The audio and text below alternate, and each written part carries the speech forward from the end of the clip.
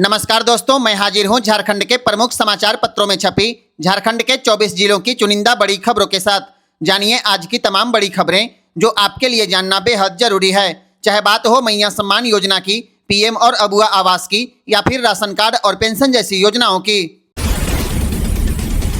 सूर्य आराधना का पर्व मकर संक्रांति इस बार 15 जनवरी को मनाई जाएगी। हालांकि सूर्यदेव 14 जनवरी की रात 9:19 पर मकर राशि में प्रवेश करेंगे, लेकिन शास्त्रों के अनुसार रात्रि में लगी संक्रांति का पुण्यकाल अगले दिन होता है। इसी कारण काशी, ऋषिकेश और महावीर पंचांग के अनुसार मकर संक्रांति 15 जनवरी को मनाई जाएगी।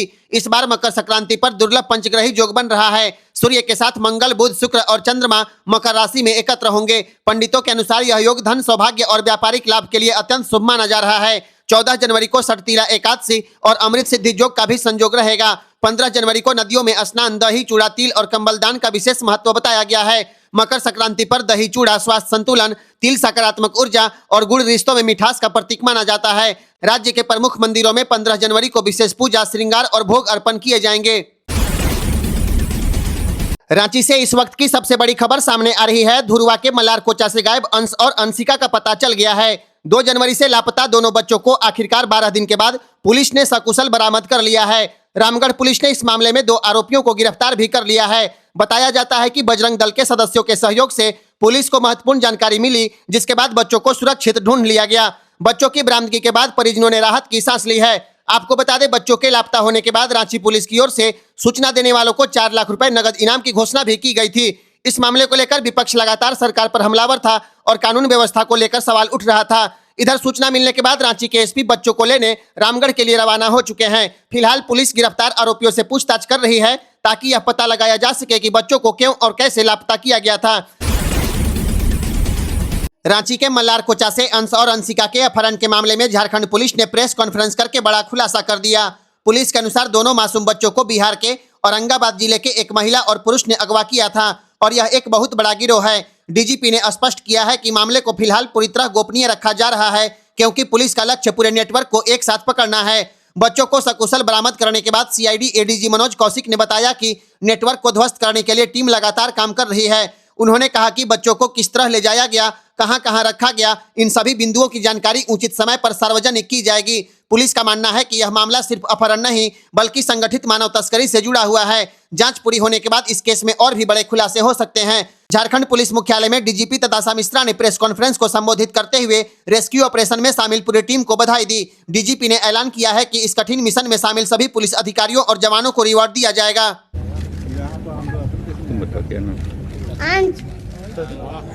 अभी आप लोग देख रहे हैं दोनों बच्चे जो खोए हुए थे वो सकुशल बरामद हो गए हैं और हम लोगों के पास हैं। इनके माँ पिताजी भी हम लोगों के साथ हैं।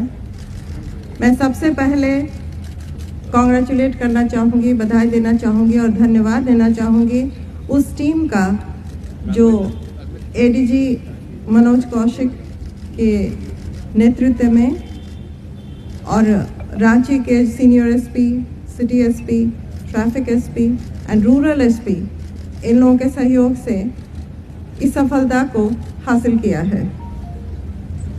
इन लोगों ने कठिन परिश्रम किया है जो मैं आप लोगों के सामने अभी बयान नहीं कर सकती हूँ, लेकिन कभी रिजल्ट से ही आपको पता चलेगा कि इन लोगों के द्वारा कितना मेहनत किया गया है।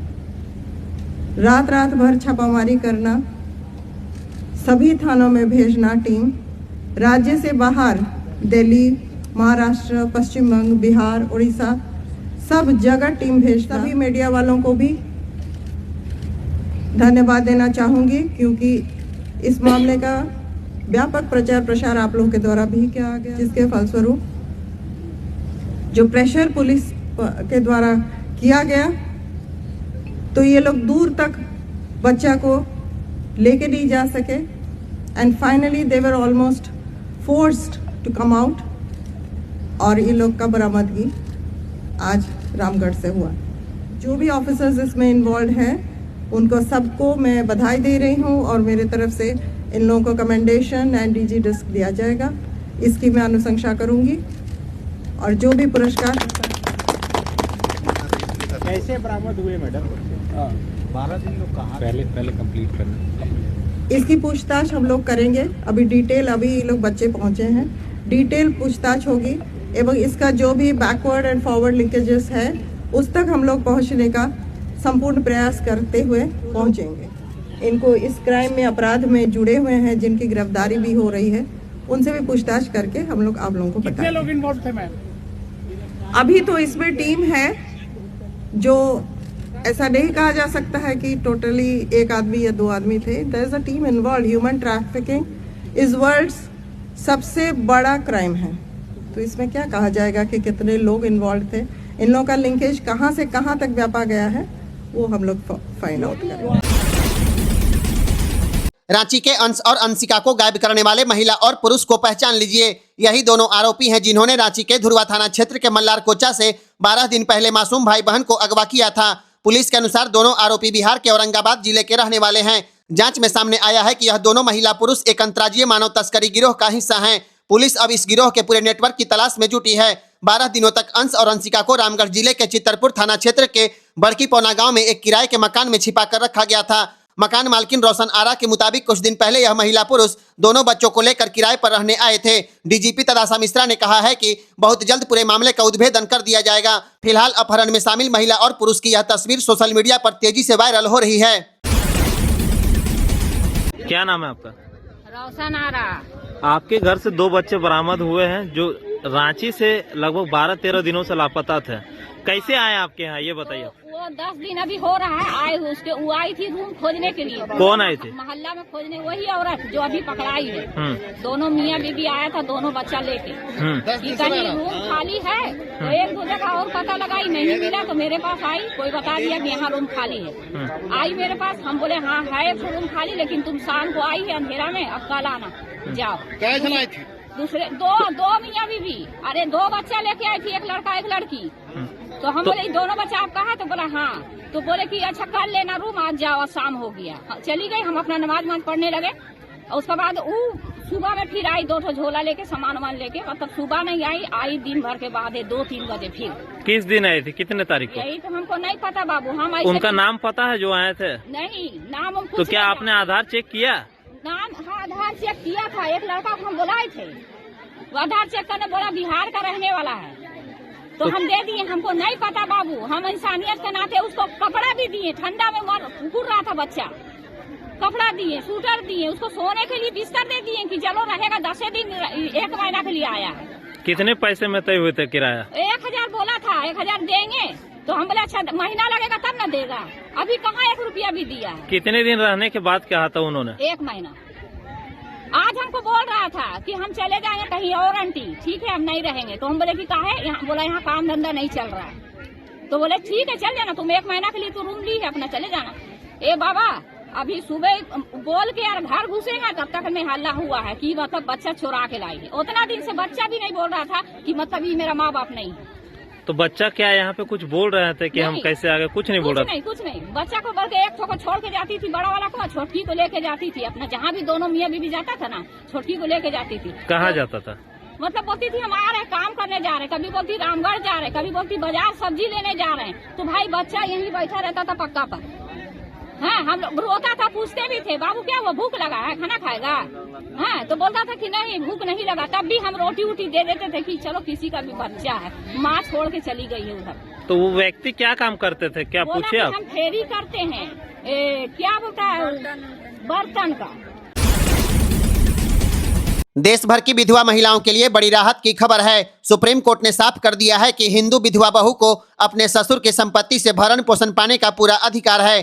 कोर्ट ने कहा कि विधवा बहू ससुर के जीवित रहते विधवा हुई हो या फिर ससुर की मृत्यु के बाद, इससे उसके अधिकार पर कोई फर्क नहीं पड़ेगा। जस्टिस पंकज मित्तल और जस्टिस SBN भट्टी की पीठ ने हिंदू दत्तक एवं भरण पोषण कानून 1956 की व्याख्या करते हुए कहा कि कानून बिल्कुल स्पष्ट है। अगर विधवा बहू अपना खर्च खुद नहीं चला सकती, दोबारा शादी नहीं की है और पति या बच्चों की संपत्ति से भरण पोषण संभव नहीं है, तो उसे ससुर की संपत्ति से भरण पोषण मिलना ही चाहिए। कोर्ट ने यह भी कहा कि ससुर की संपत्ति पाने वाले सभी कानूनी वारिसों की जिम्मेदारी है कि वे आश्रितों का भरण पोषण करें। यह फैसला लाखों विधवा महिलाओं के लिए कानूनी सुरक्षा और सम्मान का मजबूत संदेश माना जा रहा है। देश भर में 10 मिनट में डिलीवरी देने की होड़ पर अब सरकार ने रोक लगा दी है। केंद्रीय श्रम मंत्रालय के निर्देश के बाद ब्लिंकिट, जेप्टो और स्विगी, इंस्टामार्ट ने अपने विज्ञापन से 10 मिनट डिलीवरी का दावा हटा दिया है। सरकार का कहना है कि इतनी जल्दी डिलीवरी का वादा सड़क पर हादसों का खतरा बढ़ाता है और डिलीवरी बॉय पर बेहद दबाव डालता है। श्रम मंत्री मनसुख मंडाविया के साथ बैठक के बाद कंपनियों ने कहा कि अब वे समय की जगह सेवा की गुणवत्ता और ग्राहकों की सुविधा पर ध्यान देंगी। ब्लिंकिट ने सबसे पहले अपनी टैगलाइन बदली, इसके बाद जेप्टो और स्विगी ने भी 10 मिनट का दावा को हटा लिया है। सरकार का साफ कहना है कि लिखित समय सीमा डिलीवरी कर्मियों को जोखिम उठाने के लिए मजबूर करती है। इसे गिग वर्कर्स के लिए एक बड़ी राहत माना जा रहा है। उत्तर प्रदेश के बिजनौर जिले से एक हैरान कर देने वाली तस्वीर सामने आई है। यहाँ एक कुत्ता लगातार करीब 48 घंटे से हनुमान जी की मूर्ति की परिक्रमा कर रहा है। मामला नगीना तहसील के नंदपुर गांव स्थित प्राचीन हनुमान मंदिर का है। स्थानीय लोगों के मुताबिक कुत्ता सुबह करीब 4 बजे मंदिर परिसर में पहुंचा और तब से बिना रुके परिक्रमा कर रहा है। सबसे चौंकाने वाली बात यह है कि कुत्ता न थका है, न बैठा है और न ही कुछ खाया है। लगातार मूर्ति के चारों ओर घूमते कुत्ते का वीडियो सोशल मीडिया पर तेजी से वायरल हो रहा है। वीडियो वायरल होते ही मंदिर परिसर में लोगों की भीड़ जुटने लगी। कोई इसे हनुमान जी की कृपा मान रहा है तो कोई इसे रहस्यमय घटना बताकर हैरान है। ग्रामीणों का कहना है कि उन्होंने अपने जीवन में ऐसा नजारा पहली बार देखा है। पीएम सूर्य घर मुफ्त बिजली योजना के तहत झारखंड में मॉडल सोलर विलेज योजना को तेजी से लागू किया जा रहा है। फिलहाल राज्य के 13 जिलों को इस योजना में शामिल किया गया है। इन जिलों में चतरा, दुमका, पूर्वी सिंहभूम, गढ़वा, गिरिडीह, गुमला, जामताड़ा, कोडरमा, पाकुड़, पलामू, रांची, साहिबगंज और सरायकेला के नाम शामिल है। हर जिले में एक मॉडल सोलर गांव विकसित किया जाएगा, जिसके लिए 1 करोड़ रुपए की केंद्रीय सहायता दी जाएगी। इन गांवों को पूरी तरह सोलराइज किया जाएगा ताकि घर, स्कूल, स्वास्थ्य केंद्र और सार्वजनिक भवनों को 24 घंटे बिजली दिया जा सके। योजना के तहत हर जिले में 10 गांव के बीच चैलेंज मोड प्रतियोगिता आयोजित की जाएगी। जो गांव सबसे अधिक सोलर क्षमता स्थापित करेगा उसी को मॉडल सोलर विलेज चुना जाएगा और 1 करोड़ की केंद्रीय सहायता राशि दी जाएगी।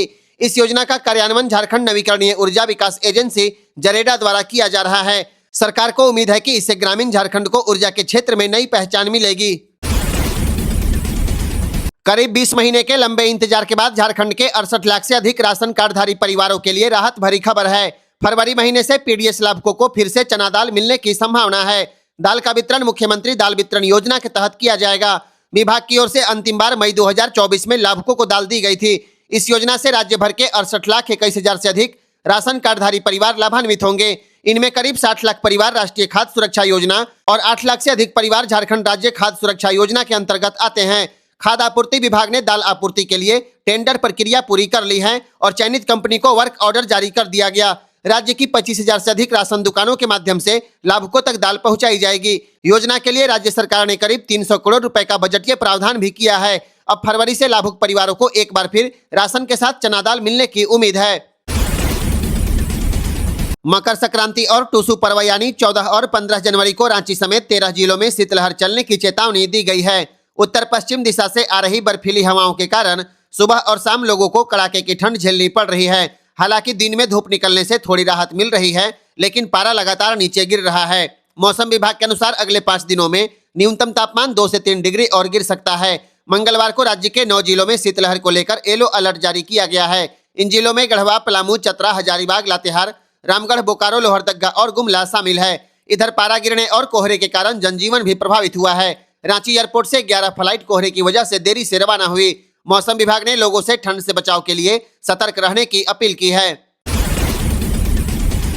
रांची से ट्रैफिक व्यवस्था को लेकर एक अच्छी खबर सामने आई है। राजधानी के 11 चौक पर मॉडल ट्रैफिक बूथ बनाए जाएंगे। सुजाता चौक पर इंडियन ऑयल के सहयोग से मॉडल ट्रैफिक बूथ पहले ही तैयार किया जा चुका है। इसी के तर्ज पर अरगोड़ा चौक पर एसबीआई के सहयोग से बूथ बनाने का काम चल रहा है। इसके अलावा राजधानी के 10 अन्य चौक पर सीसीएल के सहयोग से मॉडल ट्रैफिक बूथ तैयार किए जाएंगे। ट्रैफिक पुलिस ने पीपीपी मोड में 30 चौक पर मॉडल ट्रैफिक बूथ बनाने का प्रस्ताव रखा था। इसके लिए कई कंपनियों से बैठक कर सहमति भी ली गई है। सुजाता चौक के मॉडल ट्रैफिक बूथ में पीने का पानी, स्वच्छ वाशरूम, सिंक और टॉयलेट की सुविधा है। पुलिस कर्मियों के बैठने की उचित व्यवस्था और गर्मी को देखते हुए पंखा भी लगाया गया है। अरगोड़ा चौक का बूथ भी जल्द तैयार कर ट्रैफिक पुलिस को सौंप दिया जाएगा। हेमंत सरकार ने जनता के लिए बड़ा ऐलान किया है। अब बजट को लेकर सुझाव देने पर राज्य सरकार इनाम भी देने वाली है। फेसबुक और एक्स जैसे सोशल मीडिया के माध्यम से बजट पर सुझाव देने वालों को पुरस्कृत किया जाएगा। 3 सर्वश्रेष्ठ सुझाव देने वालों को राज्य सरकार सम्मानित करेगी। इसके लिए मुख्यमंत्री हेमंत सोरेन ने अबुआ दिसोम बजट पोर्टल और मोबाइल ऐप को लॉन्च किया है। आम जनता 17 जनवरी तक अपने सुझाव देकर वित्तीय वर्ष 2026-27 के बजट निर्माण में भागीदारी निभा सकती है। मुख्यमंत्री ने कहा कि मजबूत राज्य की नींव जनभागीदारी से तैयार की जाती है। उन्होंने अधिकारियों को निर्देश दिया है कि आगे से 15 नवंबर से ही जनता से सुझाव लेने की प्रक्रिया को शुरू कर दिया जाए, ताकि सुदूरवर्ती इलाकों से भी बजट में जनता की आवाज शामिल हो सके। झारखंड में प्री स्कूल शिक्षा को लेकर एक बड़ी खबर है। राज्य में diploma in pre school education यानी डीपीएससी कोर्स की पढ़ाई का रास्ता अब पूरी तरह साफ हो गया। स्कूली शिक्षा एवं साक्षरता विभाग के निर्देश पर JCERT द्वारा तैयार इस पाठ्यक्रम को झारखंड एकेडमिक काउंसिल यानी जैक ने अनुमोदन देते हुए अंगीकार कर लिया है। इसके साथ ही शैक्षणिक सत्र 2026-27 से इस कोर्स में नामांकन की प्रक्रिया शुरू की जा सकेगी। अब प्राथमिक शिक्षा निदेशालय इस पाठ्यक्रम को शुरू करने वाले संस्थानों को संबद्धता प्रदान करेगा। वहीं जैक विद्यार्थियों के लिए परीक्षा का आयोजन करेगा। राष्ट्रीय शिक्षा नीति 2020 के तहत यह कोर्स प्रारंभिक बाल्यावस्था शिक्षा में डिप्लोमा यानी DPECE के नाम से भी जाना जाएगा। यह 2 वर्षीय पूर्णकालिक प्रोफेशनल डिप्लोमा कोर्स है, जिसका उद्देश्य नर्सरी, प्री नर्सरी, KG और बाल वाटिका के लिए प्रशिक्षित शिक्षक तैयार करना है। इस कोर्स में नामांकन के लिए 12वीं पास होना अनिवार्य होगा।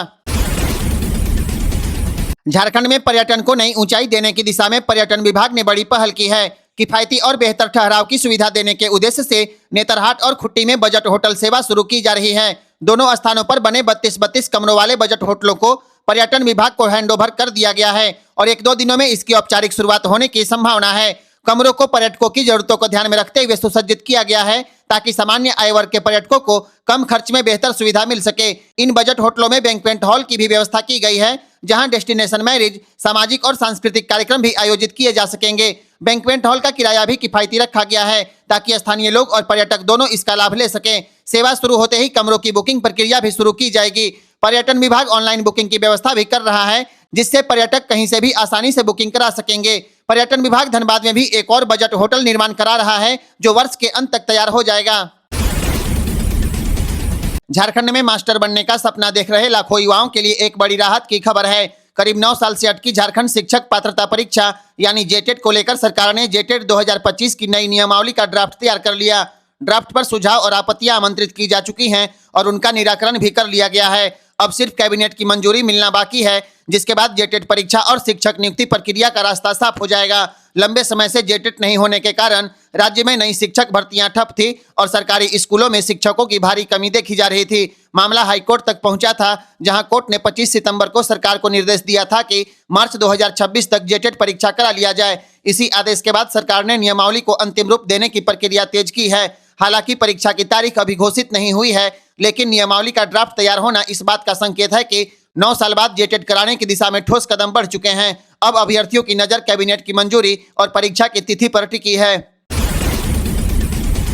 झारखंड की महिलाओं ने इस वित्तीय वर्ष में सितंबर तक 6,446 करोड़ रुपए का लोन लिया है। इसमें रांची जिला सबसे आगे है, जहां की महिलाओं ने 1,356 करोड़ रुपए का कर्ज लिया है। इसके बाद पूर्वी सिंहभूम में 890 करोड़, धनबाद में 813 करोड़, हजारीबाग में 452 करोड़, पलामू में 368 करोड़ और कोडरमा में 44 करोड़ रुपए का लोन लिया गया। अगर कुल आंकड़ों की बात करें तो सितंबर 2024 तक महिलाओं पर कुल लोन 20,548 करोड़ रुपए था, जो सितंबर 2025 तक बढ़कर 23,745 करोड़ रुपए हो गया। यानी एक साल में महिलाओं का लोन 3,197 करोड़ रुपए बढ़ गया है। बैंकिंग विशेषज्ञों का कहना है कि महिलाएं लोन का किस्त समय पर चुकाती हैं, पैसों का सही इस्तेमाल करती हैं और स्वयं सहायता समूहों और सरकारी योजनाओं से उन्हें मजबूत सहयोग मिलता है। यही वजह है कि झारखंड में महिलाओं पर बैंकों का भरोसा तेजी से बढ़ने लगा है।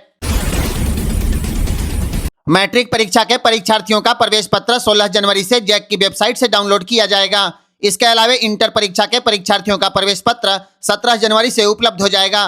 प्रवेश पत्र स्कूल और कॉलेज द्वारा डाउनलोड किए जाएंगे और वहीं से छात्रों को वितरित किए जाएंगे। आपको बता दें, राज्य में मैट्रिक और इंटर की परीक्षा 3 फरवरी से शुरू होगी, जबकि परीक्षा केंद्र निर्धारण की प्रक्रिया अंतिम दौर में है। इधर 11वीं बोर्ड परीक्षा के परीक्षार्थी 13 जनवरी तक बिना विलंब शुल्क के परीक्षा फार्म जमा कर सकते हैं। इसके साथ ही इंटर परीक्षा 2027 के लिए पंजीयन फार्म भी 13 जनवरी तक भरे जाएंगे। विलंब शुल्क के साथ 14 और 15 जनवरी तक आवेदन का मौका मिलेगा। सभी आवेदन जैक की वेबसाइट के माध्यम से ऑनलाइन जमा किया जा रहा है। रांची में अब आपको जूट के झोले में सब्जी मिलेगी। पॉलीथीन के बढ़ते इस्तेमाल पर लगाम लगाने की तैयारी अब जमीन पर उतरने लगी। नगर निगम ने फैसला लिया है कि अटल स्मृति वेंडर मार्केट और नागा बाबा खटाल वेजिटेबल मार्केट में नॉन ओवन और जूट बैग बनाने की मशीन लगाई जाएगी। इन मशीनों से तैयार बैग पॉलीथीन का विकल्प होंगे और इनका संचालन महिलाओं के स्वयं सहायता समूह करेंगे। निगम के मुताबिक महिलाओं को प्रशिक्षण देकर बैग निर्माण और उसकी मार्केटिंग से जोड़ा जाएगा, जिससे रोजगार भी मिलेगा और प्लास्टिक का उपयोग भी घटेगा। शुरुआत में इन बैगों का इस्तेमाल नगर निगम के कार्यक्रम, सरकारी दफ्तर और स्थानीय बाजारों में किया जाएगा। इसके साथ ही नागा बाबा खटाल में डाब से रस्सी बनाने की मशीन भी दोबारा शुरू होगी, जिससे फल दुकानों का कचरा दोबारा उपयोग में लाया जा सकेगा। आपको बता दें, झारखंड में प्रत्येक साल 20,000 टन से ज्यादा प्लास्टिक कचरा पैदा होता है, जबकि रांची में प्रत्येक दिन 60 टन से अधिक प्लास्टिक निकलता है। राज्य के नेतरहाट और पतरातू घाटी में जल्द ही ग्लास ब्रिज बनेगा। पर्यटन विभाग ने नेतरहाट के मैग्नोलिया पॉइंट और कोयल व्यू पॉइंट पर 2 ग्लास ब्रिज, जबकि पतरातू घाटी में 1 ग्लास ब्रिज का प्रस्ताव तैयार किया है। इन ब्रिजों को अलग अलग डिजाइन में बनाया जाएगा। एक गोल आकार का होगा, एक लंबा और सीधा और एक 2 हथेली के आकार में बनेगा। पर्यटकों की सुरक्षा को देखते हुए ग्लास की मजबूती और भार सहन की क्षमता IIT कानपुर से जांच कराई जा रही है। तीनों परियोजनाओं पर 22 करोड़ रुपए खर्च होने का अनुमान है। DPR सड़क निर्माण विभाग को भेजी जा चुकी है और मंजूरी मिलते ही इसी वित्तीय वर्ष में निर्माण कार्य शुरू कर दिया जाएगा। ग्लास ब्रिज का मॉडल बिहार के राजगीर जैसा होगा। सरकार को उम्मीद है कि इन ब्रिजों से झारखंड को राष्ट्रीय स्तर पर नई पर्यटन पहचान मिलेगी।